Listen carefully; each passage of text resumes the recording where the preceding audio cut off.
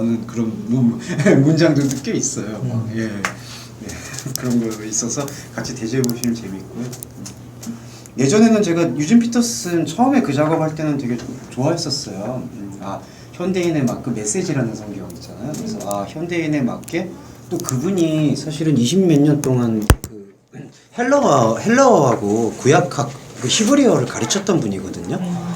그래서 이 정도 조예가 있으신 분이니까 분명히 좋은 성경을 쓰시겠다 했는데 근데 좀 기대만큼은 전혀 아니더라고요.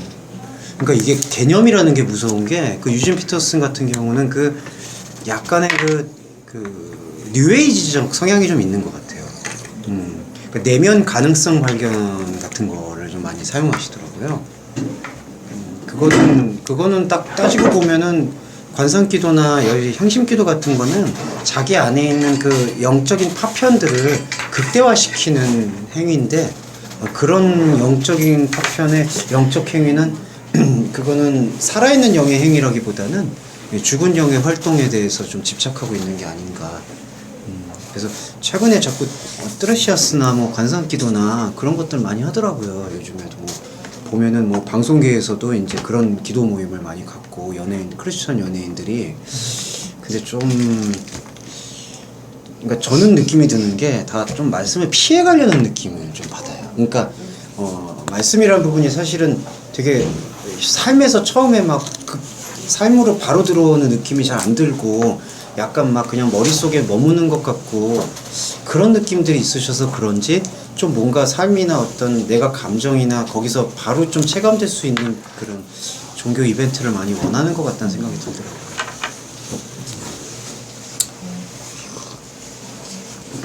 10여 년 전에 TV에 갔다 왔었는데요. 충분히 감정에 끼우는 사람들은 훅 갈 수 있어요. 뭐 심지어 뭐 신학을 얼마나 했고 뭐 목사를 얼마나 했고 그쵸. 이제 그 현상에 이거다라고 확 휘몰아치더라고요. 집중해서 쏠릴 위험이 좀 적은 것 같아요. 그리고 장신대에서 지금 교수님들이 다 지금 그걸 또 추천을 하고 있고 트레시아스나 피정 그 이제 관상기도라고 해가지고 뉴에이지 기도거든요. 그건 아닌데. 자기한테 이제 계속 관상기도가 저기 어디지 지구촌교회에서 있었고 시작을 그리고 지금은 보니까 장신대 교수님은 거의 다 사용하고 과목도 개설이 됐더라고요. 기도학이라고 해가지고 그게 학문이구나 그런 생각이 들었어요. 그래서 뭐 되게 되게 얘기를 하는 게 이제 주 예수 그리스도를 100번을 계속 이렇게 어둠의 방에서 그러니까 주문이죠 사실은. 그걸 계속 이렇게 하다 보면은 이렇게 뭔가 이렇게 입신하는 느낌을 이제 온다 그러더라고요. 그러면 이렇게 유체이탈 느낌이 들면서 이러면서 신과 내가 하나가 되는 근데 그거 힌두교에서 다 얘기하는 것 같은데 제가 봤을 그리고 때. 카톨릭에서도 관상기도 카톨릭 힌두교 쪽이잖아요. 카톨릭 이쪽에서 그리고 수녀회에서는 십자가 체험 그 입신하더라고요. 그러니까 계속 모여가지고 서로 손을 잡고 십자가를 이제 외친대요. 그러니까 마음속으로 계속 그러다 보면 이제 진짜의 손에서 피가 흐른다고 착시가 일어나는 거죠. 그래서 이제 예수의 십자가를 근데 그렇게 예수님의 십자가를 그렇게 생각을 해야 되는 걸까요? 말씀에서 십자가를 묵상해야 되는 거 아닙니까? 그러니까 제가 좀 이해하기 힘든 부분들이 꽤 많고 제가 다니고 있는 학교 성공현신 학교도 거의 다 거기에 물들어 있는 걸 볼 수가 있어서요. 점점 이제 그런 게 더 많이 나오는 것 같아요. 그 사회적인 운동을 이제 성공회나 한신대는 그 사회신학이라고 해가지고 사회운동 같은 걸 많이 하시는데 많이 알려주죠. 근데 요즘에는 제가 신학 경향을 좀 설명을 드리고자 그것도 시간이 좋을 것 같아서 그 생태신학, 평화신학을 해가지고 그 채식 먹는 운동 뭐 그런 거를 하면서 이제 뭔가 그 자연 영성이라고 해서 뭐 산림 운동 뭐 그런 것들을 좀 많이 하시더라고요. 그러니까 이제 7, 80년대는 운동권으로 이제 민주화를 싸웠다면 이제는 그런 산림이다. 그래가지고 그때 예전에 배우 문숙 씨 그거 초청해가지고 강연도 많이 하고 그래서 채식이 하나님의 뜻이다 뭐 이래가지고 근데 그게 또 하나님의 뜻인가요? 좀 많이 좀 그런 것 같아요. 그러니까 조금 그러니까 만약에 식자층이라고 할 수 있는 엘리트층이라고 불려지는 교회 안에서나 아니면 신학교 안에서 있는 분들이 그런 부분에 많이 영향을 받고 있는 것. 예.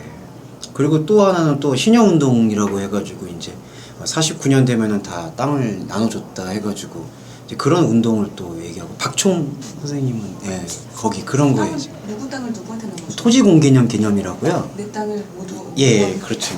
이제 약간의 공산주의적 느낌이 있죠. 이제 다 내놓고, 근데 이제 부자들이 먼저 마음에 회개를 일으켜서 다 내놓으면 된다. 너무 순진해. 가난한 자도 그냥 받아 먹으면 되나요? 예.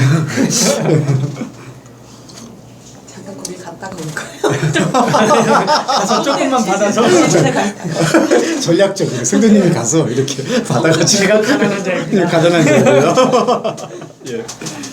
예, 그래서 참 복음의 개념들을 일단 좀 잘 뿌리를 내리고 우리가 신앙생활을 해야 되는 게 저는 좀 중요하다고 생각합니다. 그리고 제가 할 수 있는 해석은 그게 이제 이거 정답적, 그러니까 이게 제가 드리는 말씀 자체가 다 정답이다라고 보시는 거는 저는 아니라고 생각하고요. 근데 방향과 흐름, 제가 계속 말씀드렸던 부분, 그 방향과 흐름에 대해서 이제 일치가 되어지는 부분은 저는 확증하기 때문에 그럼 나눌 수가 있는 것 같아요. 그래서 그런 부분들을 좀 유념하시면서 예, 진정한 말씀 묵상에 예, 정진하시면 좋을 것 같습니다. 예. 오늘은 세례와 나라를 두 가지를 같이 봤는데요. 제가 이걸 두 가지를 같이 이제 묶었었던 이유는 성경의 개념들은 다 연합이 되는 특성이 있지만 특별히 또 세례와 나라는 이렇게 같이 또 연합되는 성질이 좀 더 강한 것 같습니다. 세례라는 의미는 지금 이제 어떻게 이해를 하고 계세요? 이제 한 번씩 가지고 계신 세례에 대한 생각을 이제 좀 피력을 해주시면 좋을 것 같습니다. 예, 모든 처음의 시작은 가장 영상이 뛰어난 분으로 형제님 한번 정호 형제님 다 인정하시죠? 예. 세례는 네. 죽음과 예. 부활에 그렇죠. 대한 십자가 부활도 여기에 예, 네. 포함이 되는 거죠. 예. 예. 그런 세례 활동들이 그 예표? 네, 그렇죠. 무엇의 예표라고 혹시 생각하세요? 그러니까 네. 구약의 세례가 네, 네. 십자가와 네, 부활의 네, 예. 네, 그렇죠. 예, 알겠습니다. 이례적일까요? 아니면 좀 우매한 질문이지만 예, 지속적일까요? 이게 이 세례 활동이라는 것이 지속적. 예, 맞습니다. 예, 이 기존에 알고 있던 부분에서 그 세례를 형식 세례에 대한 부분으로 보고 많이 그렇게 보고 있는 것 같아요. 그리고 또 하나는 성령 세례로 보는데 성령 세례가 많이 한국 교회에서는 왜곡되어 있는 게 그 종교적 현상에 대한 부분으로 예, 임파테이션이라고 얘기하는 것들이 있지 않습니까? 예, 그 성령 세례인데 그런 세례는 그냥 저는 의미가 사실 아니라고 보고요. 예. 근데 오순절 세례에 대한 거는 예. 뭐 어떤 의미인지는 한번 고민이 되더라고요. 네. 오순절 세례는요, 이렇게 보시면 좋을 것 같아요. 에피와 N의 관계인데, 네. 예. 오순절 성령 사건 자체가, 이게 약간 헬라어로 말하는 신학적 부분인데요. 이게 위, 표층, N이 내부, 심층. 예. 요 성경의 종교적인 그러니까 신앙 활동의 과정은 요 부분이 좀 다 순차적으로 주어지는 것 같습니다. 그러니까 에피가 오순절에서 일어났던 성령의 사건, 막 갑자기 5,000명을 믿게 되는 그런 결심의 사건, 결신의 사건들이 외부에서 우리의 어떤 현상적인 부분에서 일어나고 있는 부분이라면은 이제 그것을 기점 삼아서 안으로 들어가는 심층 사건이 예, 오순절 성령에서 볼 수 있는 특성이 아닐까. 예, 그건 예수님의 공생애에서도 좀 등장하는 것 같아요. 예, 그래서 그 사도행전에서 볼 수 있는 오순절의 성령 세례 사건은 에피의 사건, 표층의 사건. 근데 이제 거기에만 머물러 있는 건 아니죠. 왜냐하면 말씀 전체에서 외피의 어떤 성령 사건을 통해서 내층의 사건으로 우리에게 인도해주고 있는 역할을 감당하고 있기 때문에. 네. 그럼 지금도 이런 에피에 표층 성령 사건이 있을 수 있다고 봐야 될까요? 여기서 나타낼 수 있는 그 성령 사건이 어떤 외부적 현상이나 종교적 체험에 집중하지는 않는 것 같아요. 그러니까 감정의 체험이라든지 아니면은 우리가 그 믿음에서부터 믿음으로도 등장하잖아요. 그래서 우리가 지금 시작하고자 하는 어떤 믿고자 하는 마음, 그런 것들을 포괄해서 외층의 사건, 에피의 사건이다라고 이야기를 할 수가 있는 것 같아요. 예. 그러니까 여기서 약간 구분되는 거는 그 현상에서 이런 부분들이 일어난다. 그러니까 어떤 오순절 현상처럼 지금 교회에서도 이제 은사 집회를 한다든지 그런 현상들이 일어난다 하는데, 조금 미묘하게 말씀을 드리자면 퍼센테이로 얘기하면 참 묘하지만 하나님께서 때로 정말 아직 텍스트와 말씀과의 연합이 이루어지지 못한 상태라면은 그런 이제 외부적인 현상을 통해서 응성을 주시거나 이제 실제로 이제 그렇게 하는 경우는 저는 부정을 하지 않는 것도 의미가 있다고 생각해요. 하나님께서 왜냐하면 섭리하시는 방법이 또 사람마다 그 사람이 갖고 있는 인생 궤적마다 다르니까. 근데 하지만은 그런 부분에도 불구하고 나머지 대부분의 부분들은 그것을 영적인 활동이라고 보기보다는 죽은 영의 활동이 강하게 아는가. 그러니까 오순절 외부적으로 보이는 어떤 종교적 체험들의 모습들은 저는 그렇게 긍정적으로 쓰이는 부분은 많지 않다고 생각해요. 예. 그러니까 그런 현상이 아예 없다라고 못 박는 것도 우리의 오만함일 수도 있기 때문에 제가 유보를 하지만, 예. 그렇지만 예수 그리스도가 우리에게 말씀으로 가르치고자 하는 그런 본질의 뜻을 그 안에 다 담았다라고 얘기할 수는 절대 없다. 예, 그렇게 보겠습니다. 예, 그럼 순환 선생님 세례 연상하시는 거고 따라 하시는 거보다는 아니 그러면 그 마지막으로 들어보는 생각이 저 누사님은 어려우실 겁니다. 그럼 뭐지 이거는 예. 죽고 다시 태어나야 된다고 하니까 이제 그런 의미로 세례를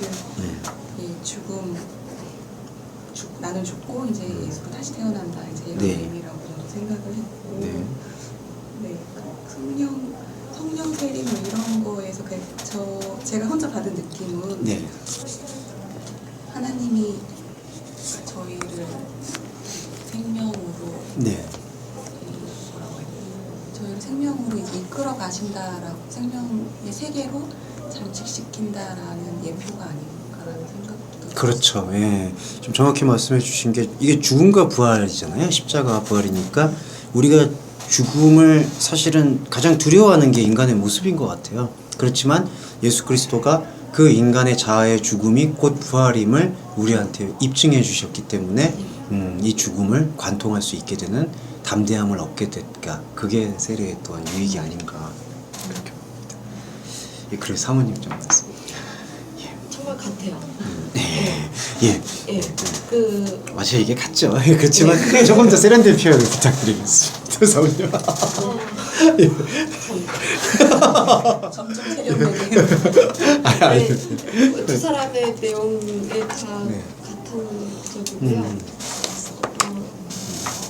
또 다른 표현은 없는 것 같은데 근데 나의 옛자가 그렇죠. 죽는 거고 그리고 영원한 생명의 길로 내가 들어서는 거고 그게 들어선다는 표현이 정확하신 것 같아요. 참여하는 거니까 거기에 들어가는 거죠, 계속.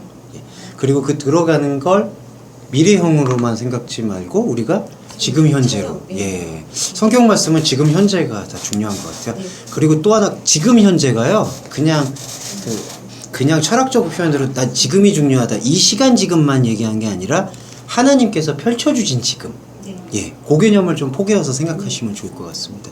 그러니까 그리스도인한테 지금이라는 건요 시간적으로도 지금이고 근데 지금 하나님의 말씀 호라가 듣고 열리잖아요. 그러면 이 시간은 그냥 우리 시간이 아니라 하나님이 진리로 삼아주시는 시간이거든요. 그거를 새창조 시간이라고 얘기합니다.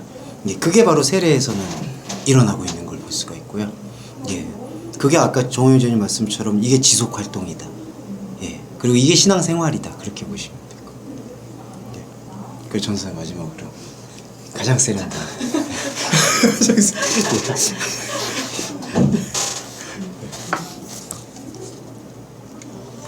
일단은 죄씻음을 예.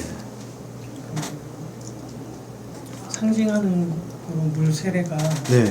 있었던 것 같고 그리고 이제 예수님이 돌아가시고 부활하신 그 이유는 네. 네. 땅에서 죽고 네. 하늘에서 크로노스에서 죽고 네. 카이노스에서 다시 살아서 그렇죠. 다시 크로노스 안에서 네. 그 생명으로 살아갈 수 있는 네. 그렇게 볼 수 있을 것 같고 그 성례라고 하는 네. 그 성찬과도 네. 유사한 것 같아요. 네, 맞아요. 예, 예. 그것을 기념함을 통해서 예, 내가 예. 내가 나의 것이 아니구나 네. 라는 것을 네. 돌이켜 볼 수 있는 것인 것 같고 예. 근데 단회적이라는 그 지금의 그 종교 습관 가운데서 다시 돌이켜 볼 수 있는 그 설교자가 필요할 것 같아요. 네. 그 신뢰에 대해서. 예. 세례 부분에 대해서는 그 제세례파가 이제 이런 지속 세례에 대한 의미를 좀 많이 강조를 했는데, 근데 그게 아쉬운 게 이제 제세례파는 그걸 또 기념행위로 바꿔버렸더라고요. 이게 이제 우리가 유아 세례를 받거나 침례를 받으면 그거를 기념하면서 이제 이 물 세례를 통해서 기념을 하면 그 다음에는 그게 성령 세례거든요. 하나님의 말씀 세례. 말씀 세례를 통해서 계속해서 이제 자신 안에서 십자가 부활을 경험하는 것인데, 제세례파 같은 경우는 그런 지속 세례의 개념을 또 일반 교회에서 세례 받았다면 그건 안 되고 다시 받아야 된다. 그게 이제 아나밥티스트 운동 그런 걸로 많이 알려져 있습니다. 예, 신학 운동 중에 지금 최근에 그런 것들이 많아서. 그러니까 유아 세례 때 어린아이 때 뭘 안다고 세례를 받는 게 구원의 표가 되냐 이제 그런 식으로 얘기해서 교리문답을 다시 하는데 그것도 자기적이죠. 예. 예, 그래서 기념의 의미와 그런 의미까지 한번 좀 살펴봤습니다. 저는 2번 세례 받았습니다. 아, 아니 어떻게요? 군대에서 한번. 아, 다 한 번씩 받으시는 거예요? 사모님 저는 침례. 침례. 저는 많이 받은 것 같아요. 아니? 기억이 잘 안 나요. 아니? 어떻게요? 어떻게요? 왜요? 군대에서도 받았고 유아세례도 받았던 것 같아요. 유아 세례를 받으셨고. 학생 때도 또 받은 것 같아요. 아니 그거 받은 거 같은데. 근데 왜 그렇게? 모르겠어요. 그렇게. 그냥 오. 좋겠다 얘. 많이 받은 좋겠다 얘. 근데 침례는 안 받으셨던. 안 받았어요. 우리 한번 그럼 나중에 침례는 꼭 받아 한번. 한번 맞아 한번 받아보는 게 아니 좀 이상하. 아니 근데 그게 있잖아. 우리 스파 가서 한번. 정말 다르더라. 그럼 언니가 저 침대 침나 줄까? 침대 죄송합니다. 이게 좀 다르더라고. 예. 이게 이런 농담이. 아우 침례가 하나 에피소드가 우리 있는데 같이 이렇게 막 미끄러져가지고 맞아. 동네 목욕탕만 같이 가자. 사모님 저희 럭셔리하게 스파 가면 안 돼요. 정원현님 침례 저희 교회에 침례하자고 지금. 우리 설악 스파 괜찮은데. 설악산가요? 아니 설악 스파 거기 어디야? 설악 스파라고 네. 설악 그렇죠. 설악산 쪽에 있는 워터피아 거기 워터피아 옆에 보면 온천. 설악산에 있는 게 설악스파가 아니고요? 거기가 설악산 근처인가요? 위치가? 예 맞아요. 설악 쪽. 알아요. 예. 저 아까 예 사모님 예. 목사님이 잘못하셨네요. 일단 우리 거기 가기 전에 우리 둘은 목욕탕 있어. 소리를 밀어주며. 그래. 예. 저도 네. 침례에 대한 네. 한 30대 초반쯤에 네. 청년부 생활할 때 이제 유학하고 오신 목사님이 자기는 침례를 주고 싶은데 네. 장로교단이라 난 줄 수가 없다 그런 얘기를 하면서 또 이제 자신의 얘기를 하는 거죠. 네. 외국에서 이제 침례를 주면서 네. 빠뜨리잖아요. 네. 그러면 보통 빠뜨렸다 바로 빼잖아요. 네. 빠뜨렸다가 한 번 더 담궈. 더 철저히. 그러면 죽음을 맛보게 되거든요. 정말 죽음의 공포를 맛보고 바로 안 건져내요. 빼요. 바로 안 빼요. 그러시더라고. 저는요 정말 제대로 했어요. 침례복 다 입고요. 다 증인들도 다 있었고 다 찬양한 다음에 기념 사진 찍고 먼저 오래 계셨어요. 그리고서 딱 들어가서야 몇 초 있었는데요. 저는 아예 그게 침례에 대해서 미리 알고서 들어갔거든요. 그러니까 성령을 먼저 체험하고 이렇게 들어갔는지 제가 먼저 계속 기도하고 들어간 거예요. 제가 완전히 정말 막 준비된 마음 막 이렇게 해서 들었는데 들어갈 때 아예 정말 체험이 좀 다른. 그러니까 처음이었는지 모르겠지만 정말 딱 들어가는 순간 정말 나는 정말 죽었구나. 근데 딱 나왔는데요. 네. 이게 물속에서 딱 나오자마자 네. 빠삭빠삭 하잖아요. 네, 몇 초씩 막 그렇죠. 담겨 있으니까 그렇죠. 진짜 정말 서사시아. 예, 뭔가 정말 위에서 떨어진 줄 알았어요. 이야. 아, 미쳐, 그러고 산 며칠은 정말 되게 내가 버럭해진 것처럼 살았어. 막 걸을 때도 막 사뿐사뿐하게 걷고. 예. 예, 그 관계를 가지고 한번 저희가 예, 전 지금도 그렇게 걷잖아요. 세례 차원을 한번 좀 같이 살펴보겠습니다. 여기 먼저 순서는요, 마태하고 마가 먼저 볼게요. 마태복음 3장 11절 보시겠습니다.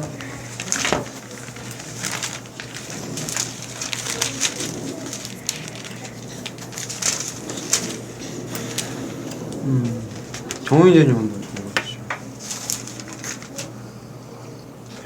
네. 에고멘 밥티조 휘마스 엔 피다티 에이스 메타노이안 호데 오피소 무 에스코메노스 에르코메노스 이스퀴로테로스 무 에스틴 후네. 후네. 우크 에이미 히카노스 타 휘포레마타 바스타사이 아우투스 휘마스 밥티세이 엔 푸뉴마티 하기오 카이 피리. 네. 이게 세례 요한의 유명한 표현입니다. 나는 진실로 회개를 위한 물 안에서의 세례를 너희에게 주는 것이다.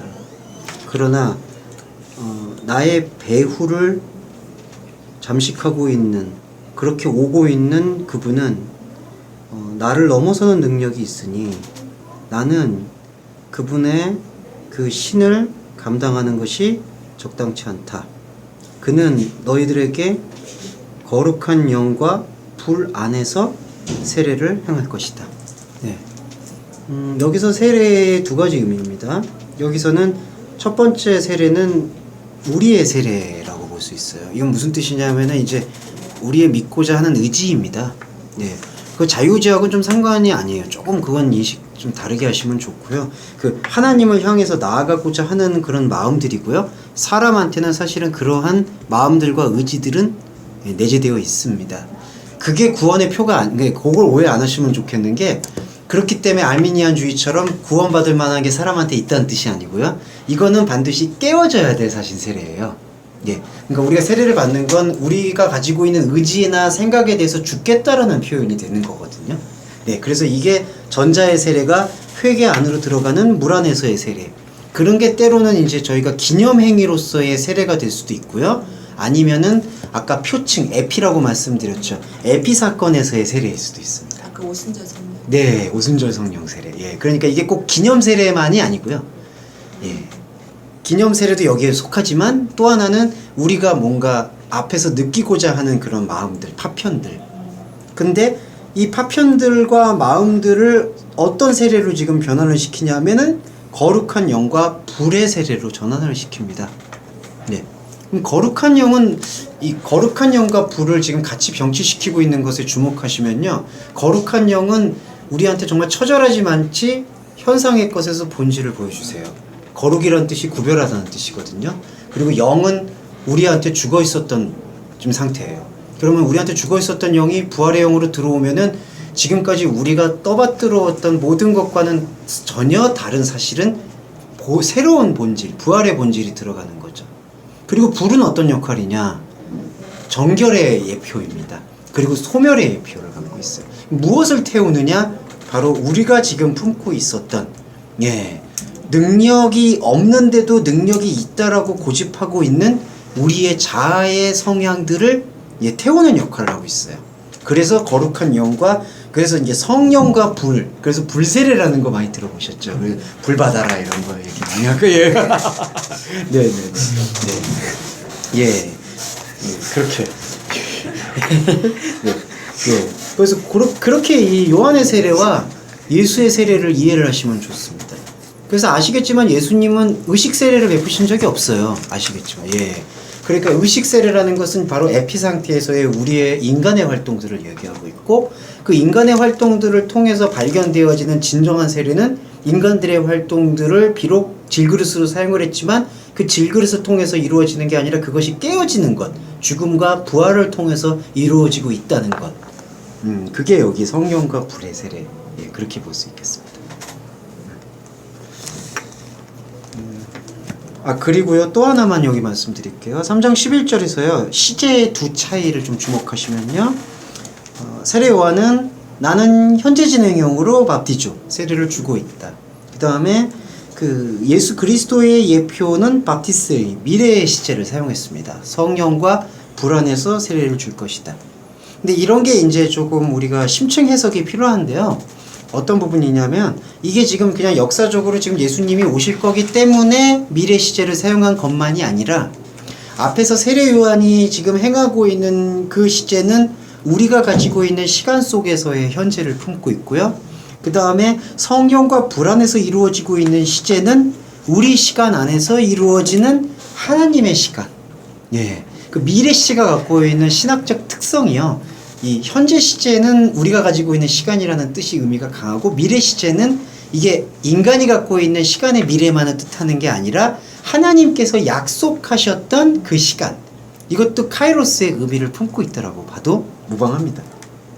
그래서 여기 보시면 성령과 불 안에서 세례를 주실 것이다. 이게 단지 이게 연대기로 지금 이제 예수님 오니까 세례를 준다 이런 개념만이 아닌 요 그러니까 신앙적 표현이 여기 담겨 있는 걸 볼 수가 있어요. 예. 그 다음에 마가복음 16장 16절 한번 보시겠습니다. 이게 지금 대비가 되죠. 마태복음은 지금 시작에서 세례를 얘기하고 있고요. 그 다음에 마가복음은 이제 예수님께서 부활하신 다음에 세례에 대한 이야기를 하고 있습니다.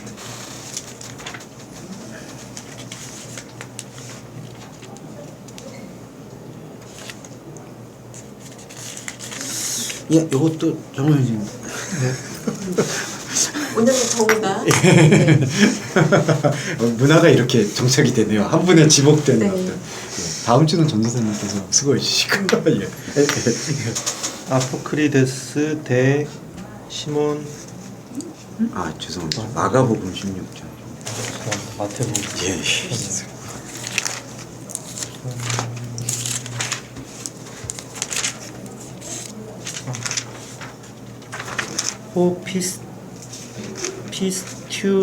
피스튜다스 사스로. 예. 카이 바티스테이스 소데세타이 호데 아피스테사스 카타크리데세타이. 네. 요거 같은 경우는요, 그 카이가 재등 접속사로 쓰인다는 거를 조금 유념하시고 읽으면 좋을 것 같아요. 한글 번역에서의 조금 뉘앙스는 믿고 세례를 받는, 요거 이렇게 과정으로 좀 이해하거든요. 믿었어? 세례 받았어. 그러면 구원받아. 근데 이런 외증적인 해석이 상당히 도구적이라는 걸 느끼시죠. 그러니까, 그러면 세례를 받아야 돼. 유아 세례. 그러니까, 근데 아이가 사실은 영아 세례 같은 게 좀 애매한 게 아이가 믿었는지 안 믿었는지 나 믿었어! 막 이러면서 이렇게 막 이렇게 물 뿌려주고 그거는 그냥 자녀에 대한 그 앞으로의 희망을 표현하는 거라고 생각하시면 좋을 것 같습니다. 네. 그래서 제가 말씀드리고자 하는 취지는 여기서 믿었다라는 것하고요, 피스튜사스, 그 다음에 세례 받았다라는 것이 지금 대등접속사 같은 의미로 사용되고 있다는 것. 네. 근데 여기서요, 믿었던 사람은 과거 시절입니다. 과거 시절에서 믿었던 사람은, 그리고 세례는 수동태가 사용됩니다. 세례 받아진 사람은, 네. 그러면은 요 믿음 안에 우리가 로마서 1장 17절의 그 믿음 사건의 총체가 여기에 담겨 있음을 저희는 묵상할 수 있어야 한다고 봐요. 무슨 얘기냐면 여기서 능동태가 쓰였잖아요. 믿고자 하는 사람들. 그러면은 이게 내가 예수 그리스도를 믿은 거냐 그걸로 끝나는 것은 아니겠죠. 예. 믿음으로부터 믿음 아니라는 그 로마서의 표현을 인지한다면 나는 믿고자 하지만 내 안에 믿음 없음을 말씀을 통해서 발견되어진 걸 종합해서 믿은 사람은 네. 그러면 결국 이 믿음은 말씀과 함께하는 그 영과 진리 안에서의 예배를 통해서 구현이 되는 거겠죠. 네. 그러면서 세례는 수동태가 됩니다. 세례 받아진 것. 그러니까 그 믿음 사건 안에 그 과정들을 겪은 존재가 바로 세례 받아진다라는 존재. 그렇게 볼 수가 있어서 그게 바로 구원에 참여하게 되는 것이다. 네. 그리고 반대는 믿음이 없는 사람은 그렇게 보는 게 조금 더 정확합니다. 믿지 않는다라고 하는 건요. 항상 이런 부분은 좀 아쉬운 게 자기 의지의 표현으로 좀 보이는 것 같아요. 그러니까 안 믿은 사람은 나 안 믿어 이런 표현인데 이거는 아피스티스 같은 경우는 부정적도가 쓰여서 믿음이 없는, 믿음이 아닌. 그래서 요거 호데 아피스테사스는 번역을 하면 믿음이 없는 사람은, 믿음이 아닌 사람은. 믿음이 아닌 사람이라는 개념은 믿음이 아닌 것을 지금 붙잡고 있다라는 개념도 되는 거죠. 네. 정죄를 받을 것이다. 이 정죄는 뭐냐면요. 그리스도의 믿음이 없는 상태는 그 자체가 지금 카타크리시스, 정죄 상태입니다. 그러니까 다 심판 아래 있는 거죠, 사실 우리 존재는. 네. 자, 그래서 여기서는요, 믿은 것과 세례 받아진 것이 같다. 그러니까 여기서는 그 기념 행위로서의 세례가 아님을 좀 확증할 수 있어야 된다고 봐요. 예. 그 이제 세례나 침례, 기념행위에 지금 얘기를 하는 부분은 아닙니다. 예. 그러니까 그게 필요 없다는 얘기는 절대로 아니고요. 예. 그거는 우리의 그 결단과 기념을 항상 환기시켜주는 의식 세례는 필요하죠. 근데 요 마가복음에서 말하고 있는 믿고 세례는 믿음과 세례 받아짐. 예. 그렇게 이해하시면 좋을 것 같습니다.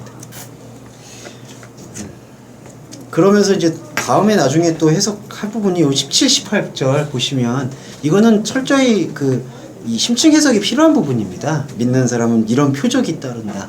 예, 이름으로 귀신 쫓아내고 새 방언. 이게 이제 의미들이 풀릴 수 있는 부분은 있겠죠. 네, 그게 두 세례에 대한 부분이고요. 그 다음에 이제 공간복음 말고 다른 서신서에서 세례 언급한 거 보겠습니다. 고린도전서 12장 13절.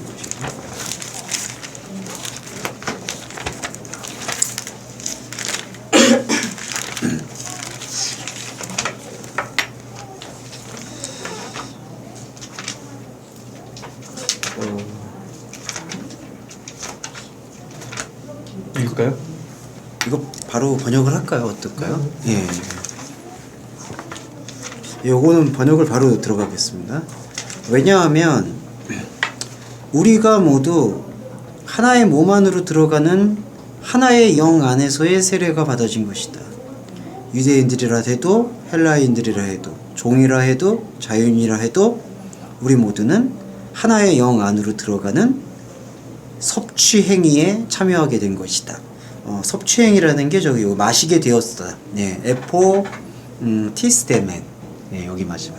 한글 번역은요, 성령을 마시게 하셨다. 예, 이거 목적격으로 이렇게 번역을 하는데요. 자꾸 뭐 성령을 이렇게 또 마신다. 그래서 이제 이런 거 있죠. 영서라고 해가지고 이제 종이 불태워가지고 그 물로 마시고. 예, 예. 저는 가서 제가 목격해서 진짜 그래가지고 예언해주고 막 이렇게.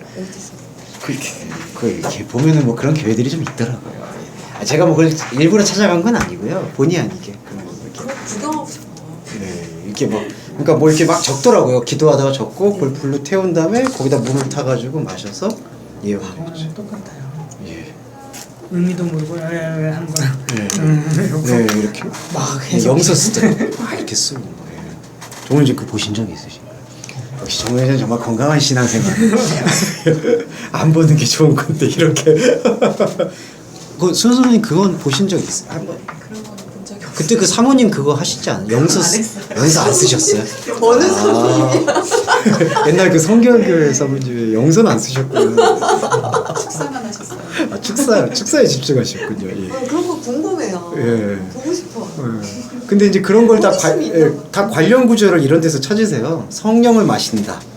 예, 성령의 술을 마신다. 뭐 이렇게 얘기를 하기도 하고요. 예, 성령의 새술에 취한다. 뭐 이렇게 해서 예. 아이고 참. 네, 그래서 그 좀 아쉬움이 큽니다. 여기는요, 이 하나라는 게 이제 좀 집중이 된 것 같습니다. 고린도전서에서 그리고 사도 바울의 서신에서는요, 그 하나의 관점에 되게 많이 집중하고 있어요. 그래서 여기 12장 13절은 그 하나의 영, 하나의 몸 안으로 들어가는 하나의 영 안에서의 세례 받아짐이다. 여기서의 하나라는 부분은 그 하나님과 나와의 하나됨에 대한 부분으로 집중이 되는 것 같습니다. 예. 그리고 여기서는 유대인, 헬라인, 종, 자유인, 이게 다 인종의 이야기일 수도 있고요. 그 다음에 사람들이 갖고 있는 성향의 이야기도 하고요. 유대인, 헬라인, 종, 자유인 모두가 예, 하나로 세례 받아진다. 예. 근데 여기서 조금 더 집중할 게 이 성경에서 말하고 있는 하나라는 개념은 모노게네스하고 연결이 항상 되고요. 독생자 개념하고 연결이 되고요. 독생자의 표현이 죄송합니다. 독생자의 존재 방식은 하나님과 나, 예, 이 부분을 연결해 주는 중보자. 그러니까 하나님과 전체를 이렇게 싸잡아서 엮어주는 역할이 아니라 다 이렇게 하나하나의 그 관계. 그게 편재하심의 신비라고 얘기될 수가 있습니다. 사람의 관계에서는 이렇게 효율적으로 무리 지어가지고 하나의 이렇게 왕을 세우거나 하나의 탑을 세우면 좋지만, 그렇게 생각하지만 이제 하나님의 존재 방식은 그렇지가 않고 한 사람 한 사람. 그래서 한 몸과 한 세례는 바로 그 부분으로 이해하시면 좋습니다. 그래서 네. 우리가 존재론적으로 해석하는 게 바로 예, 지금 그런 방향성으로 이제 해석을 하게 되면 이 유익에 대해서 말씀을 드리자면요. 그렇게 존재론적 방향성을 하게 되면은 저도 옛날에 고민이었던 게 이게 자칫 에고이즘에 빠지지 않을까, 이기주의에 빠지지 않을까라는 고민이 있었었는데, 이제 그런 고민을 계속 가지면서 말씀을 묵상하는 과정에서 얻었던 건 내 안에 하나님을 보게 되면 필연적으로 상대방의 하나님을 보게 되는, 그래서 진정한 이웃사랑에 대한 그 의미를 그렇게 느낄 수 있는 가능성이 얻게 되는 것 같아요. 예. 그래서 존재론적으로 이 말씀을 이해하게 되면은 외부적으로 그것을 받아들이게 될 때 무리 없이 받아들이게 된다. 예. 아까 그 지천욱의 목사님 얘기 들어서 죄송하지만 말씀이지만, 이게 존재론적 해석이 기반이 되게 되면은 그것을 행해야 된다, 안 해야 된다라는 설교에 집중하시기보다는 그 안에서 우리 자신이 그리스도인으로서 어떻게 그리스도인의 본질을 비춰나갈지에 대해서 더 고민하는 설교들이 나오게 되고, 그러면 오히려 정말 눈을 뽑을 만큼의 그런 죄를 짓지 않을 수 있는, 현상적으로도 그런 결론이 온다고 저는 생각하거든요. 네. 사실 그분을 어떻다라고 판단한 건 아닌데 네. 개인적으로 되게 너무 좋아하는 분이세요. 예. 네. 그 진정성이 좀 뛰어난 마음이 네. 좀 아팠던 것 같아요. 네, 그러니까. 맞습니다. 예. 예, 그래서 요 하나에 대한 관점은 거기에 그렇게 보시면 좋을 것 같아요. 예. 그리고 또 하나 보겠습니다. 에베소서 4장 5절도 이제 하나 개념이 나옵니다. 요건 읽어주세요. 네.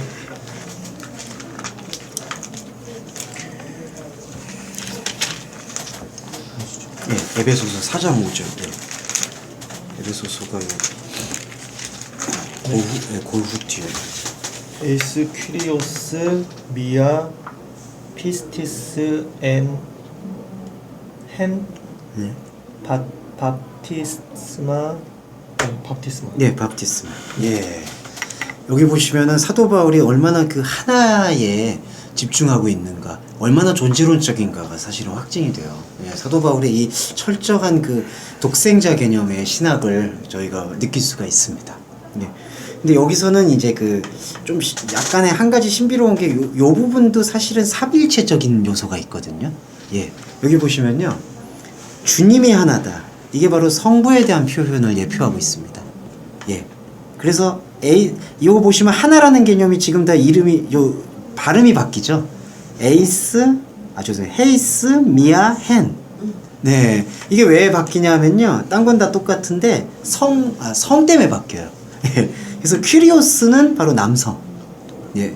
그 다음에 피스티스는 여성. 그 다음에 밥티스마는 중성. 네. 여기서 삼위일체의 흔적을 여기서 사도 바울이 이런 거를 유연하게 다룹니다. 큐리오스가 성부세요. 예. 그래서 우리 모두를 이제 남성으로 세워줄 수 있는 하나의 시작점이고요. 피스티스는 그리스도를 예표해요. 근데 그리스도가 여성이라는 관점은 어떤 관점이냐면요. 말씀 육신 사건을 생각하시면 됩니다. 이해되시죠?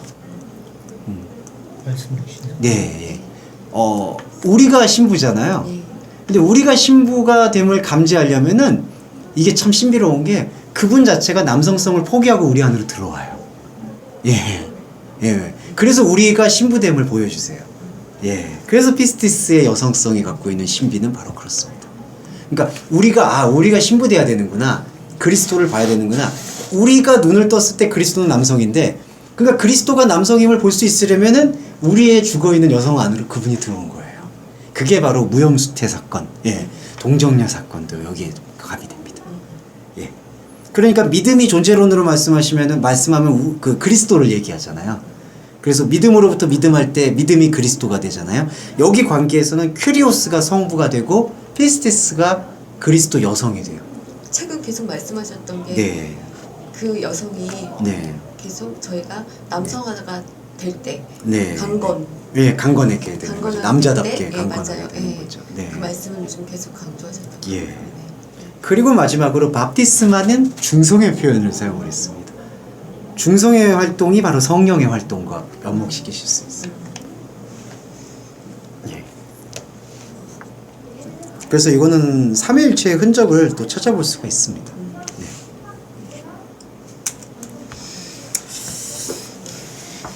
예. 이거 좀 어떠세요? 좀 어렵죠? 야, 사실 이건 좀 어려워요. 예. 이게 젠더 구분이, 그러니까 이게 성 구분이, 근데 헬라어가 이런 걸 되게 잘 다뤄요. 예. 히브리어는 성 구분이 있지만 좀 투박해요. 그래서 좀 신약을 좀 위주로 보게 되는 게 이런 것 같습니다. 네. 세례가 성령 부분은 조금만 더 설명해 주시면. 예. 이제 요거는 그 기법상 세례가요. 밥티스마가 밥티스조 할 때는 남성으로 쓰일 때도 있어요. 근데 여기서는 지금 밥티스마 해가지고 중성 명사로 지금 사도 바울이 인용하고 있거든요. 이제 그런 표현이 뭐냐면은 이게 중성이라는 표현이 영적 기능으로 보면은 활동하는 상태를 얘기합니다. 그래서 파라클레토스 같은 경우도 이제 중성으로 사용되고요. 네. 그러니까 우리 안에서 계속해서 그 죽음과 재생을 이뤄내는 활동을 지원한다. 근데 그것은 오직 하나이다. 그거를 지금 강조하고 있습니다. 네. 이렇게 볼 수 있죠. 밥티스마를 통해서 우리는 우리 안에서 우리가 믿을 수 없었던 피스티스를 떠올리게 돼요. 그리고 만들어내니까 일으켜내게 됩니다. 우리 의지가 아니라 주님의 은혜로서. 네. 그러면은 주님의 은혜이신 그 피스티스의 여성성을 우리가 발견하게 되면 우리의 여성성은 상대적으로 큐리오스, 남성성을 바라보게 되는 관계가 형성이 됩니다. 이런 것들을 지금 계속해서 순환하게 해주는 게 밥티스마. 근데 이게 오직 하나. 그러니까 오직 하나 성부를 향하고 있다. 말씀은 하나님을 향하고 있다. 이 말씀이 곧 하나님이다. 네, 이렇게 연결이 되는 거죠. 네. 그래서 요한 쪽 요한하고 예, 바울 서신은 되게 통하는 부분이 되게 연동이 많아요. 되네 또. 네. 길 진리 생각하고. 네. 근데 바울 서신을 읽지 않으면 영지주의에 빠지기 되게 쉽더라고요. 그러네요. 예. 네. 요번에 우리 로마서 세미나 할 때도 그 요한은 그냥 그노시스라고 하거든요. 주님을 깨닫는 것. 근데 사도 바울은 거기다가 특별히 에피그노시스를 갖다 붙였어요. 그러니까 이게 자기 부정적 깨달음입니다.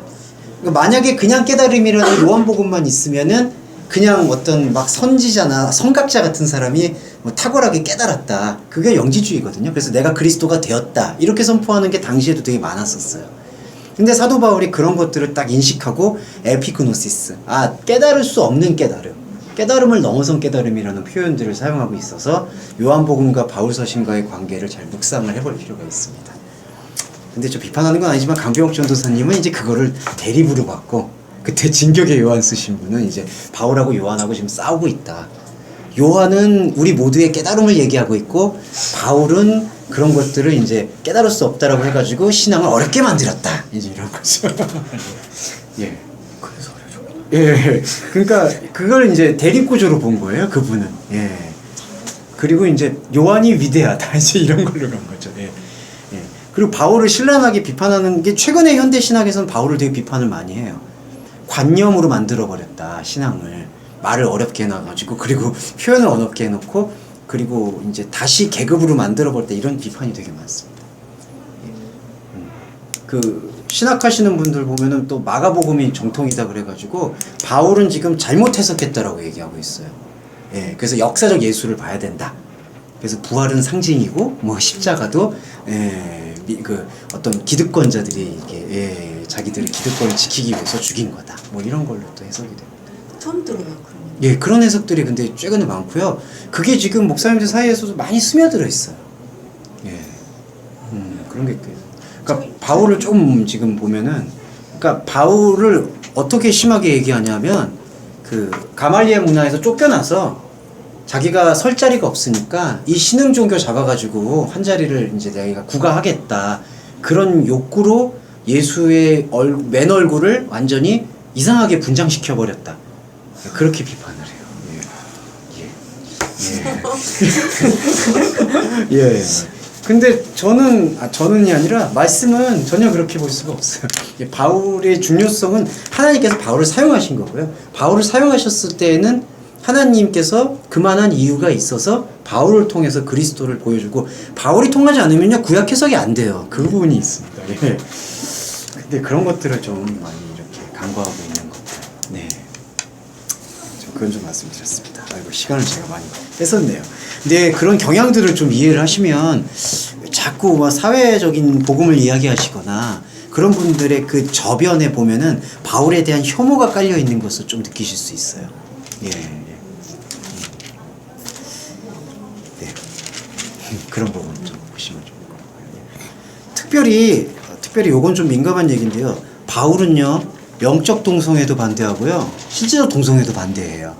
예. 근데 이제 그런 바울을 혐오하는 현대 신학자들이 동성애를 그것 때문에 옹호해요. 바울이 동성애를 혐오하는 것은 이제 그때 당시에 기득권자들한테 잘 보이기 위한 행위이기 때문에 저들의 원래 성 정체성을 훼손한 거다. 그러니까 원래 동성애가 인정이 되었는데 바울이 그거를 죄라고 얘기했기 때문에 죄가 된 거다.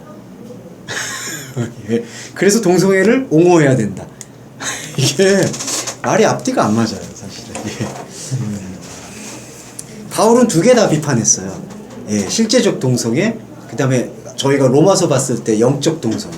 예. 바울이 그래서 요즘 문제가 많습니다. 네. 자, 그리고 또 하나 보겠습니다. 요 베드로전서. 아, 오랜만에 정말 베드로전서를 보는군요. 주여. 베드로전서에서 아이고 베드로전서에서 이렇게 또 투박한 표현들이 나옵니다. 이거는 해석이 좀 필요한데요. 예. 21절인데요. 예, 물은 예수 그리스도의 부활하심을 통하여서 뭐 이제 너희를 구원하는 표현이 세례다. 여기 잠깐 보시면 요거는 원전으로 직역을 하면 그 물은 우리를 이제 세례라는 구원으로 인도하는 하나의 표상이다. 이거 좀 번역이 약간 어렵네요. 예. 세례로 인도하는 세례가 주어로 쓰였는데 이제 세례는 구원이다. 그렇게 볼 수도 있고요. 이제 우리를 구원으로 인도하는 표상이다. 그렇게 볼 수도 있고요. 예, 물은. 그다음에 그 육체의 그 찌꺼기, 육체의 규범을 제거하는 것이 아니라 선한 양심을 예수 그리스도의 부활을 통하여 하나님 안으로 이끌 수 있는 요구이다. 예, 세례에 대한 설명이 이렇습니다. 예. 사도 바울이 죄송해요. 베드로가 여기서 어떻게 보면은 이 관점에서 되게 힘들 수 있는 표현을 한 게 그 규범에 대한 것이 아니다라고 여기서 말하고 있습니다. 그게 여기에요. 우 샤르코스 아포데시스 그다음에 리프. 이 더러움이라는 게 이제 그 흠결, 범법 그런 뜻도 있습니다. 그다음에 이거는 방종, 더러움, 아포데시스 제거. 이걸 제거하는 거. 그래서 육체의 그 방종과 더러움을 제거함이 아니라 선한 양심을 예수 그리스도의 부활을 통하여서 하나님 안으로 이끌 수 있도록 하는 요청이다. 세례를 그렇게 표현했어요. 예. 그러면 선한 양심이 뭘까요? 이게 이제 좀 주목되는 게 바울 해석하고 같이 연합해서 보시면요. 선함은 존재의 법이에요. 선한인 한 분뿐이시니 예수 그리스도고, 양심은 양심의 법이에요. 예. 그러니까 베드로가 지금 이해하고 있는 것은 단지 우리가 세례를 받는 건 우리가 도덕 규범을 깨끗이 지키기 위함이 아니라 우리에게 생명을 주시는 이 존재인 선함, 이 아가도스인 생명의 존재를 환하게 밝힐 수 있도록 내가 가지고 있는 삶을 이 존재를 향할 수 있도록 지원해주는 하나의 요청이다. 지금 베드로가 이해하는 세례는 바로 이 부분인 거죠. 네. 그러니까 이거는 삶의 요청인데, 삶의 요청을 해석을 할 때 베드로가 이게 도덕 규범을 지켜서 깨끗하게 가는 것만이 목적이 아니다.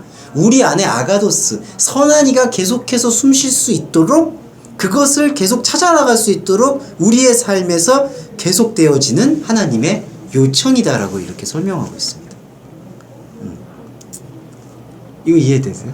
네. 그러면 하나님을 향한 선한 네. 양심. 예, 선한 양심. 그러니까 선함은 존재의 법이고요.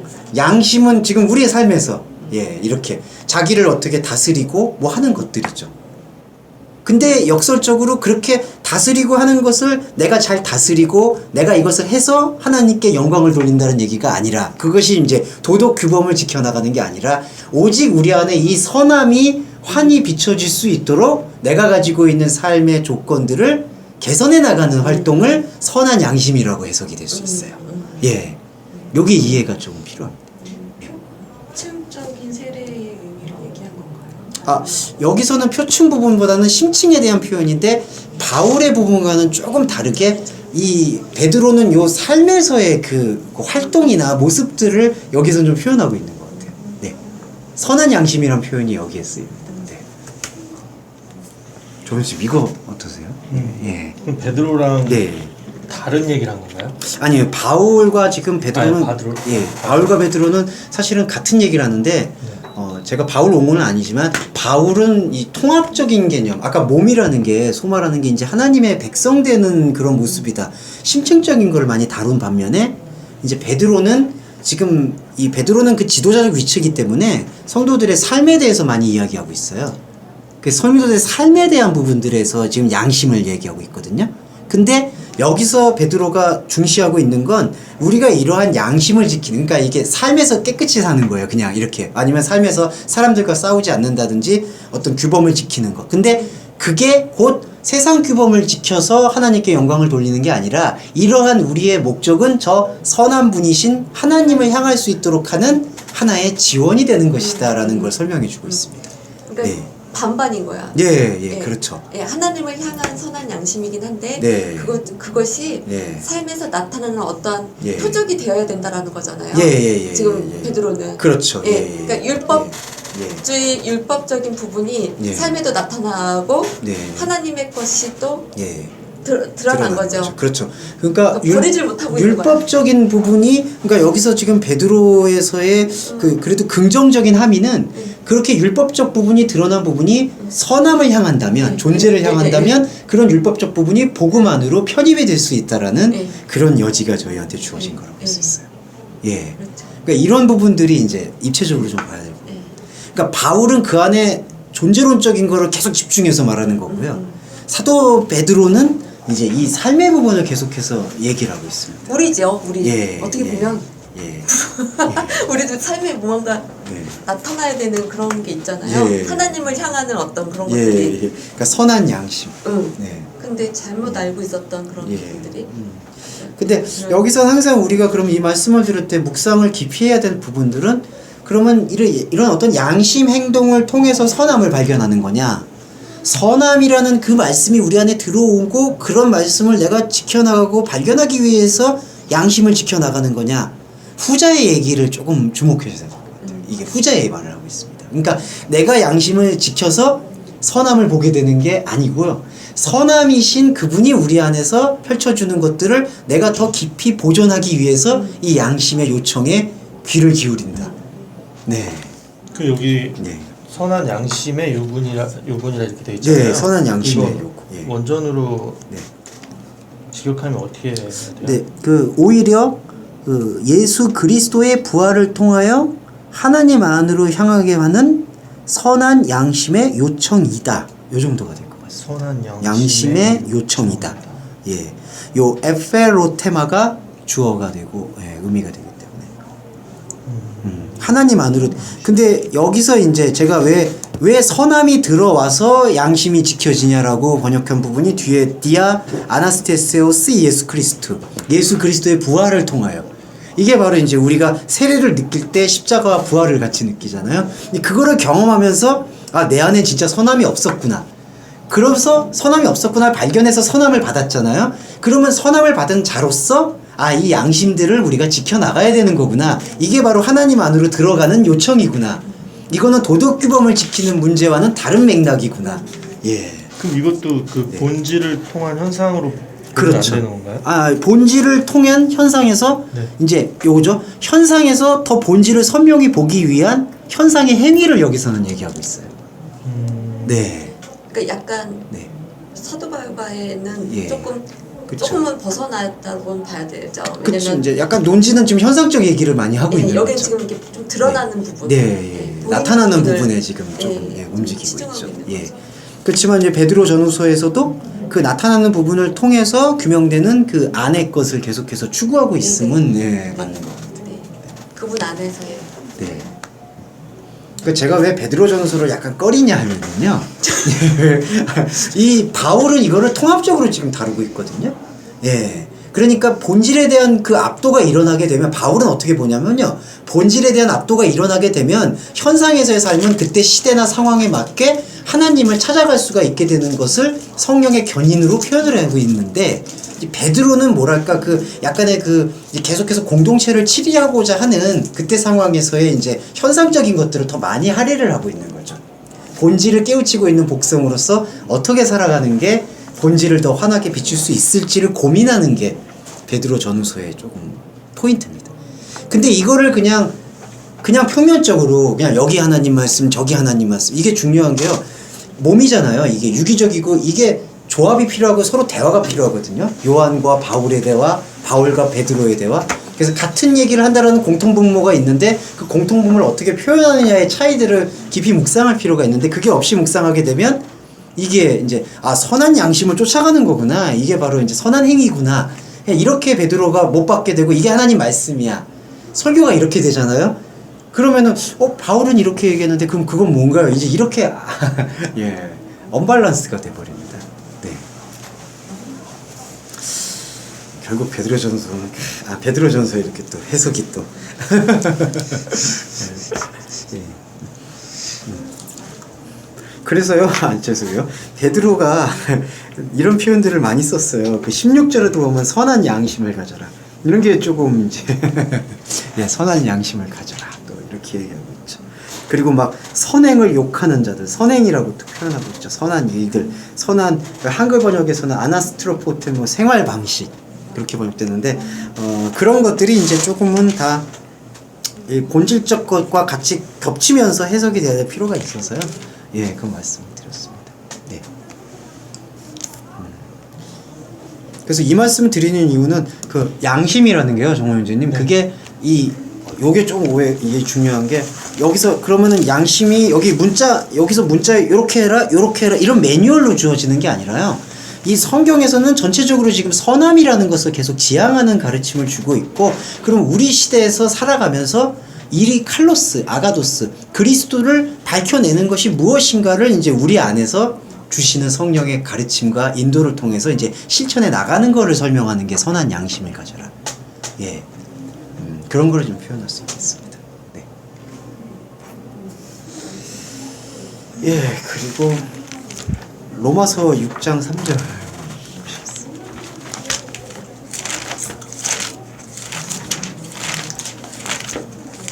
이게 저희가 이제 토요일 날도 세미나 때도 잠깐 나눴던 내용이긴 한데요.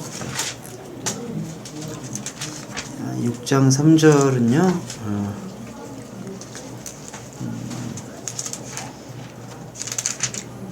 아그노이테 호티호소이 그 에바티스 데세멘 에이스 크리스톤 예수 에이스톤 다나톤 아우투 그 다음에 에바티스 데멘 여기까지가 되고요.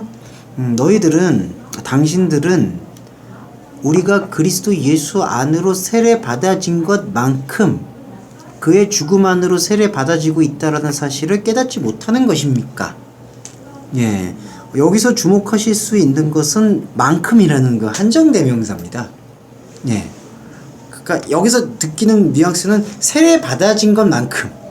예. 세례 받아진 것만큼. 이거 어떻게 묵상되세요? 이런 부분은 좀 이렇게 세례 받아진 것만큼. 죽음 안으로 또 세례 받아진 것만큼. 네. 만큼이라는 게 예. 뭐를 세례 받아진 것만큼. 연합되어진 만큼. 그렇죠. 예. 그러니까 하나님의 시간에서는 이게 일회성과 지속성의 문제인데요. 하나님의 시간에서는 당신의 선포로 인해서 우리가 그리스도와 함께 연합되면 십자가에서 죽고 부활하는 게 하나님의 약속 개념에서는 결정된 거거든요. 근데 우리가 가지고 있는 이 시간 동안에서 계속돼서 그리스도와 함께 죽는, 날마다 죽는 십자가와 부활을 경험하게 된다라는 거를 여기서 세례 받아지는 것만큼으로 표현을 하고 있습니다. 예, 이게 되게 난이도 높은 사도 바울의 표현이에요. 근데 그러면요, 이게 어떤 부분이냐면은 우리는 사실은 지금 우리 안에서 하나님의 생명에 대해서 경험하고 있는 영역이 있고 아직 내가 경험하지 못하고 있는 영역이 있거든요. 예, 그러니까 경험하지 못하는 영역들이 항상 이 플레르스 때 미혹으로 작용을 해요. 그래서 경험했던 아까 에피하고 엔의 관계에서도 우리가 종교적으로 아버지 하나님의 사랑과 뜨거움을 느꼈었던 것은 분명히 아버지 하나님의 영적 현상인데 그것이 계속되는 성령 세례를 통하여서 아버지 하나님과 생각이 달랐던 원죄가 쌓아놓은 생각들을 침식하지 않으면은 어느 순간 하나님의 생각과는 달랐던 이 육의 생각들이 이 영의 생각들을 또 다시 옛것으로, 그래서 영으로 시작했다가 육으로 마치겠느냐, 이렇게 얘기를 하고 있는 걸 볼 수가 있죠. 그래서 사도 바울은 계속해서 천국을 침노한다라는 예수님의 해석을 그리스도 안으로 계속 세례 받아지는 것으로 해석을 하는 거예요. 그러니까 날마다 죽는다라는 해석이 지금까지 인간이 쌓아오고 있었던 인간의 생각들과 마음들에게서 말씀을 통해서 돌아서는 일들이 세례 받아지는 것만큼 그의 죽음 안에서 또 세례 받아지는 것만큼이란 사실을 깨닫지 못하는 것입니까? 이렇게 얘기를 하고 있는 거죠. 6장 3절은 성령 세례예요? 요거는 성령 세례거든요. 예. 그러니까 요 기념 세례는 마태 마가에서 나온 걸로 이해되고요. 여기 로마서는 거의 다 성령 세례 쪽, 그러니까 바울서신은 성령 세례 쪽에 집중하고 있습니다. 그리스도를 말씀으로 경험해서 자아의 죽음과 새로운 창조의 그 경험하는 거죠. 네. 그래서 우리 삶 속에서는 아까 제일 처음 정일진 말씀하신 것처럼 우리 삶 속에서는 이게 지속 활동이에요. 근데 요 질문을 내려놓을 필요가 있는 게 이제 계속 말씀드리면 어떤 질문이냐? 그럼 이렇게 하다가 구원 못 받을 수도 있는 겁니까? 이제 이런 질문을 내려놓을 필요가 있는 거예요. 그러니까 지속성이라는 것을 난 이렇게 하다가 그럼 이렇게 안 하면 이렇게 되는 겁니까? 그게 인간의 갖고 있는 정략적 생각이라는 것이에요. 우리는 계속해서 이루어내시는 구원을 참여하면서 계속해서 우리 안에서 하나님 나라를 확장을 해나가는 거예요. 그리고 우리 삶의 목적, 사랑의 빛, 의무가 인간의 딱 하나의 의무가 바로 그거고, 하나님께서 우리 인간을 창조하신 목적, 조선생님을 창조하시고 사모님을 창조하시고 성도님을 창조하시고 형제님을 창조하고 저를 창조한 목적이 그거 단 하나다. 네, 거기에 좀 집중하시면 좋을 것 같습니다. 예, 세례 나라를 세워야 되는데 이게 세례만 하면 이게 죽고 끝나는데 이거 그래도 잠깐만 쉬셨다가 네. 그래도 시간 10분 정도 나라 얘기를 하고 두세 개. 예, 두세 개 맛배기로 해. 이러세요. 오늘 좀 찾으시죠? 아니요. 제가 가져오겠습니다. 저도 그리고 다시 한번 정리를 드리면 사실은 세례는 세 가지 종류로 볼 수가 있습니다. 왜? 이제 와서 세 가지 아니 한 가지 이거 이렇게 어려운 게 아니 그게 아니라. 그러니까 네. 예. 처음은 그냥 기념 세례. 그러니까 우리 지금 침례 받고 세례 받았던 거 기억하시죠? 요거에 이제 그냥 믿음의 결단으로 유효한 하나의 그 세레모니라고 하죠, 이거를. 예, 이 세레모니로서의 세례가 있고요. 그 다음에 이제 요 두 가지가 이게 성령 세례인데요. 성령 세례 중에 아까 그 에피하고 엔 말씀드렸죠. 네, 예. 그래서 하나가 이제 에피 세례라고 해서 이 세례는 이제 포괄적으로 우리가 이제 그 사모님께서도 사실 처음에 그 체험 말씀해 주셨잖아요. 하나님께서 처음부터 막 갑자기 이제 말씀의 본질을 막 이렇게 물론 사모님께서는 이미 본질을 이제 갖고 계셨지만은 막 처음부터 막 이렇게 다 펼쳐주시는 거라기보다는 처음에 자신이 알고 있었던 가장 아프고 위로받고 싶고 고통받고 싶은 그게 저는 하나님의 저 에피성령이라고 그걸 에피성령이라고 표현하는데 예 위로부터 내려오는 성령 그거의 특성이라고 생각해요. 예 그거는 저는 부정할 수 없다고 봅니다. 제 자신도 마찬가지고 정호 형제님도 그렇게 예, 움직임을 그리고 수현 선생님도 입신 죄송해요. 입신을 경험하시면서 이제 그렇게 이제 하나님의 에피성령을 이제 경험하셨다. 근데 솔직히 네. 거의 다 입시는 네. 처음에 네. 하잖아요. 아니 죄송해요. 근데 이것도 막말이라고 아니, 또 누군가가 아니, 공격할 것 같아. 아니 근데 송도님은 전문적인 아니 이런 죄송해요. 아니 솔직히 잊지 말았지만 나도 죄송합니다. 처음에 입신했어. 그쵸 근데 그쵸 그 말을 일부러 안 한 게 아니라 했다 그러면 그렇죠, 막 언니. 이상한 사람 취급하잖아요. 이상한 사람 네. 지금 하라고 전 얘기 아니 네, 그리고 또 이제 좀 젠더 얘기를 드리면 여성이 갖고 있는 감성적인 반응이 이제 에피성령의 차원에서는 남성들이 반나게 되는 그 차원하고 조금 더 차이가 있어요.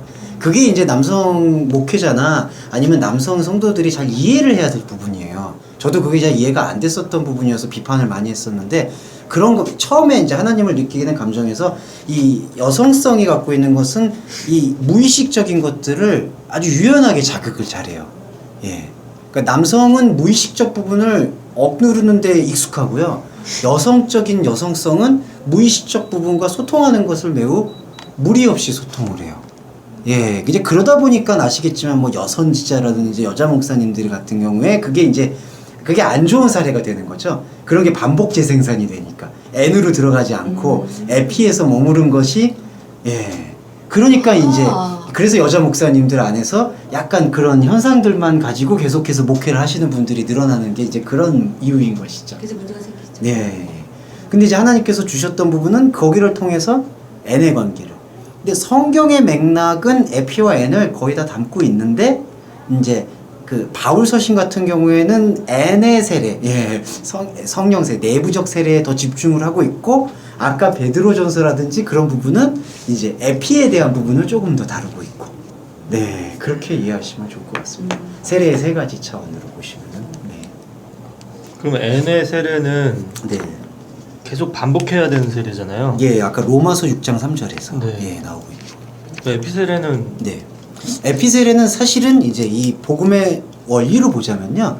이렇게 그 사람이 사도 바울의 장성한 분량이라는 표현을 썼거든요. 이제 그때의 그 의미들은 존중을 하지만 그때의 의미들에 멈춰서는 것은 안 된다. 그렇게 얘기하고 있어요. 그럼 유아기로 가야 되나요? 유학이라고 그렇게 유년기 정도로 이렇게 아니면 질풍노도 정도로 해주시면 그게 그거잖아요. 그래도 약간 뭐 아니 너무 유아라 그러면 좀 그러니까 약간 질풍노도 여기 두 분의 대화만 따로 녹음하고 있어요. 너무 재밌어요. 아니 저 선생님 유아기는 좀 이게 너무 그 질풍노도 질풍노도나 유아기. 그래도 뭔가 예. 그래서 사도 바울이 그 고린도전서에서 그 은사장 열거 하잖아요. 은사 뭐 방언 통역 이제 그게 바로 에피 성령 상태에 대한 에피 세례를 지금 얘기하고 있고 근데 거기서 사랑 그다음에 특별히 예언 근데 예언이 이제 또 뭐 미래에 맞추는 그게 아니라 하나님 일을 선포하는 게 예언의 의미죠. 예, 그래서 사도 바울이 유도한 게 에피세레에서 엔세레로 이렇게 얘기하고 있는 걸 볼 수가 있습니다. 그러면 네. 고린도전서 12장에서 14장하고요. 네, 로마서 12장에 나오는 네, 거하고 네, 비교해 볼 때 좀 네. 다르게 구분이 되나요? 아니요. 12장은 로마서 12장은 고린도전서가 얘기하는 것에 대한 결론적 부분인 것 같아요. 그러니까 네. 거룩한 산제사가 이제 사랑을 하고 예언을 하게 되는 상태. 예. 그리고 고린도전서는 이제 그때 교회의 상황에 맞춰서 이러한 에피성령의 상태가 있는데 이러한 에피성령의 상태의 궁극적 목적은 산제사로 드리는 일이다. 그렇게 저는 접목해서 이해하면 좋을 것 같습니다. 예. 그래서 에피와 N을 좀 그렇게 이해를 하시면은요. 그러면은 지금 만약에 다른 이제 크리스천 분하고 좀 만약에 지금 에피 상태에 지금 심취하고 계신 분들과도 대화를 할 때 야 그거 다 틀렸어 잘못돼서 이렇게 접근하는 게 아니라 그런 부분에서 아니, 그러니까 유학이 그럴 때 이제 넌 유학이야 이렇게 얘기하면 뭔가 감정이 상하잖아요. 그러니까 질풍노 들어가면 감정이 안 상할까요?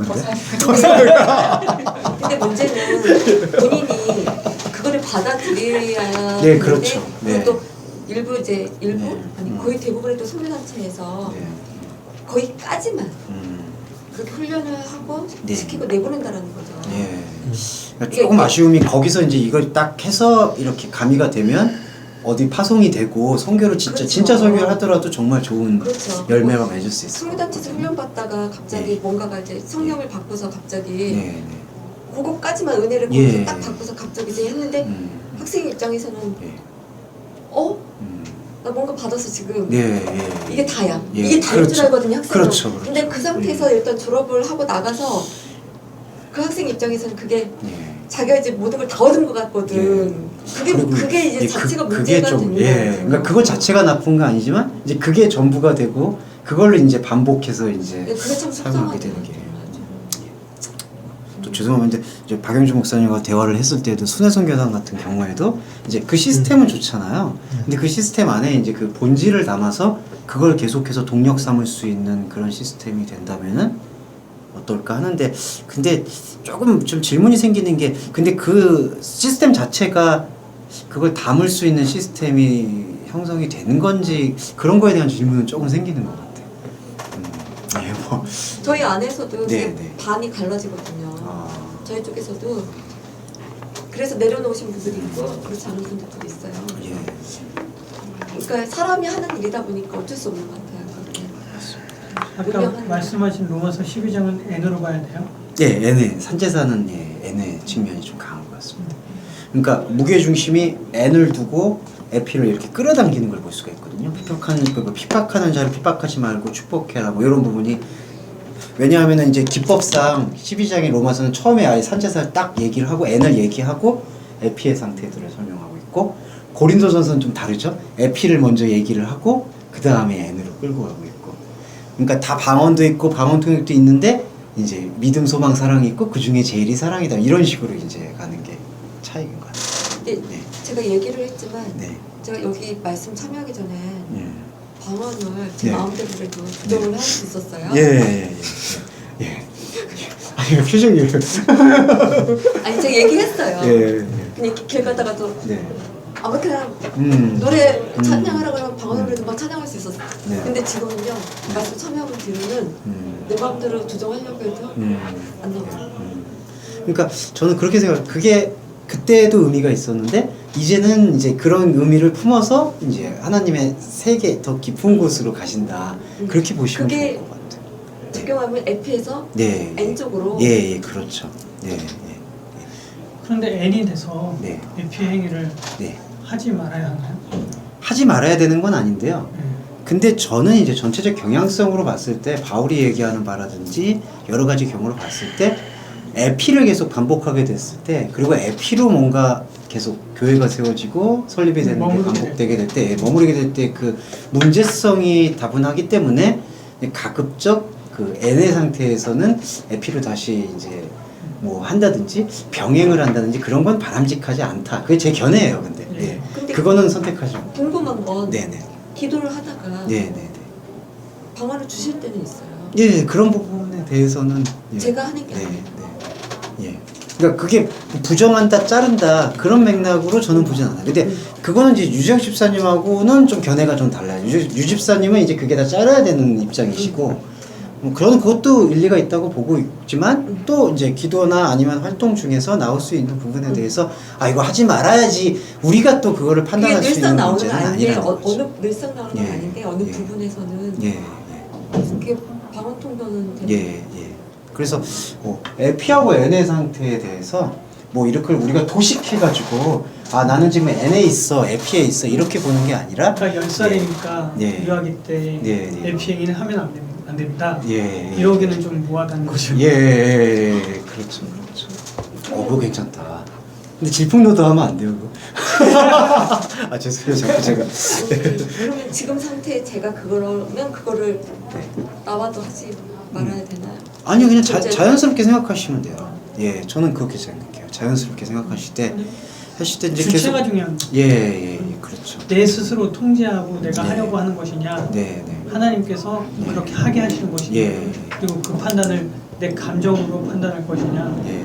나를 내려놓고 그 예. 가운데서 할 것이냐 평상시에는 예전처럼 네. 안 해요. 네. 일부러 네.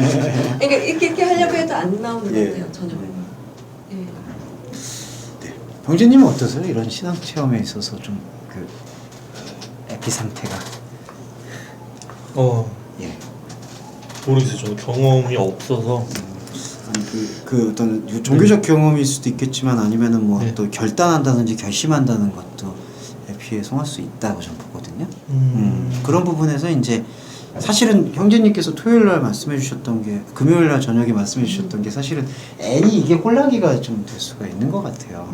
예, N의 상태가. 근데 이제 이 세 번째 에피가 있거든요. 무슨 얘기냐면 이걸 유학이라고 표현한다면 여기서 느꼈던 것 안에서 N으로 넘어가잖아요. 근데 지금 베드로전서도 아까 그랬고 로마서에서도 N 자체에서 이게 영지주의가 안 되는 게 에피로 다시 돌아오거든요. 근데 그 에피가 예전의 에피가 아니라 이제 N을 경험하고 N 참여하고 안에서의. 있는 그 에피 상태. 그게 이제 바울이 말한 삼층천 압도된다 이런 표현들이 이제 그렇게 표현하고 있는 거예요. 그게 한 몸이 되어진다. 예. 그래서 이제 자꾸 통합적 관점 뭐 그런 걸 말씀을 드렸던 게 그런 측면으로 볼 수가 있어서 말씀을 드렸었어요. 예. 그러니까 베드로전서도 아까 난이도가 좀 높았던 게 선한 양심의 경우가 사실은 N을 품고 들어온 에피라고 볼 수가 있는 거죠. 예. 왜냐하면 선함은 N의 상태인데 N의 상태를 더 깊이 규명해 나가는 과정에서 양심이 쓰임 받는 건 양심은 에피의 상태고.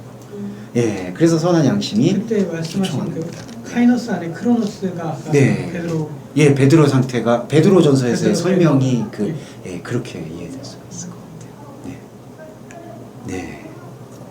그러니까 이게 막 그러면 이게 부정되는 겁니까? 안 나는 겁니까? 율법을 지키는 겁니까? 안 지키는 겁니까? 이제 이러한 질문들에서 우리가 한 걸음씩 계속 물러나게 넘어서게 되는 그 지점이 이제 저희가 말씀을 해석하는 말씀 예배의 좀 본질이 되야 된다 그렇게 보고 있어요. 저 사실 지금 고민이 있었던 부분을 여쭤봤던 거에 네. 좀 시원한 것 같아요. 예.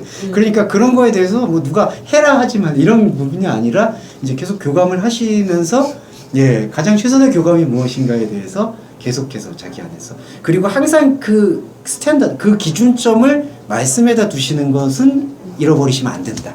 예. 왜냐하면 의의 기준은 말씀을 통해서 지금 역사하고 있기 때문에 왜냐하면 그런 말씀의 기준이 아닌 상태에서 이런 게 있어요.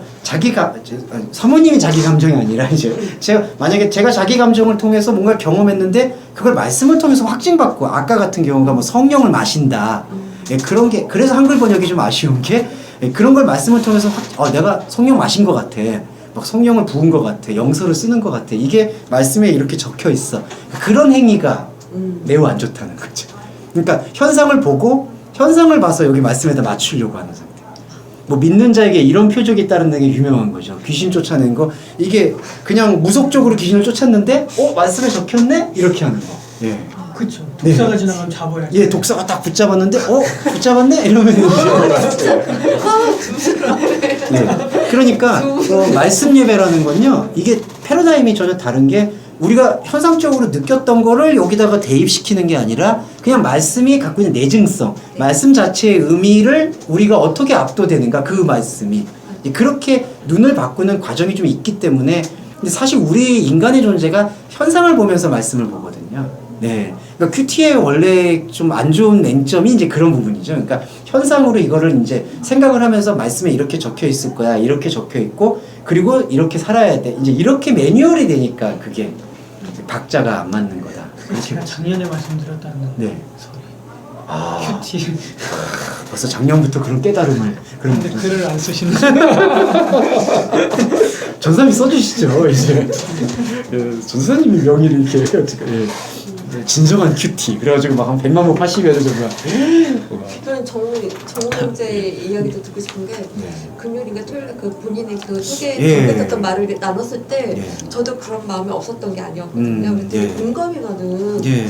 왜냐면 누구든지 다 그 마음이 있을 텐데 근데- 그것을 겉으로 표현을 해낸 정문제가 근데 좀 참 되게 근데 형제님 그게 제가 뭐 인간적으로 뭐 이렇게 해라라고 얘기할 수가 없는 게 예, 그러다 보니까 저도 이제 사실은 좀 답답하고 뭐 그러니까 막 이렇게 답을 드리면 좋을 수도 있잖아요. 막 이렇게 하세요, 이렇게 하세요, 이렇게 하면 끝장납니다. 이러는데 이럴 수가 없으니까 나도 그게 좀 마음이 좀 사실 좀 무거웠었어요. 예, 그래서 저도 예. 나도 그럴 때가 너무 예, 많거든요. 그래서 사실 막, 사실 그런 게 조금 더 심플하잖아요. 딱 이렇게 하십시오. 이 표대를 쫙 이렇게 한 100일 이렇게 하시면 이렇게 딱 열립니다. 뭐 이런 거. 정말 나는 지금 웃고 있잖아. 예, 예. 근데 속으로는 되게 답답할 때 너무 많아.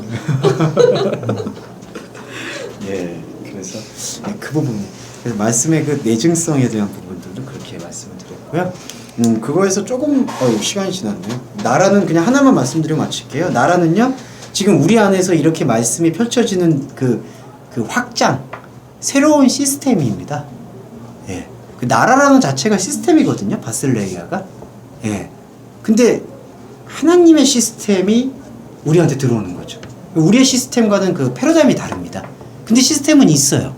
그 왜 있는가? 그게 바로 다름을 통해서 하나를 발견하는 과정을 묵상하시면 좋을 것 같아요. 하나님은 시스템과 무관한 분인데 우리는 시스템이 필요해요. 왜 그러냐? 우리는 피조물이기 때문에 그런 것이죠. 예. 근데 우리의 신비는 피조물인데 하나님이 하나님의 당신과 같은 속성을 지금 나눠주시는 상태가 되는 거예요. 네. 그게 바로 이제 천국이라고도 번역될 수 있는 나라에 대한 해석이 되고요. 그거는 저희가 다음 주에 다시 좀 나눠보도록 하겠습니다. 나라는 다음 주에 다시 하나요? 예. 요거 말씀 구절은 그리고 다시 개념은 다시 나누고 또 그렇게 고생하셨습니다. 네. 고맙습니다.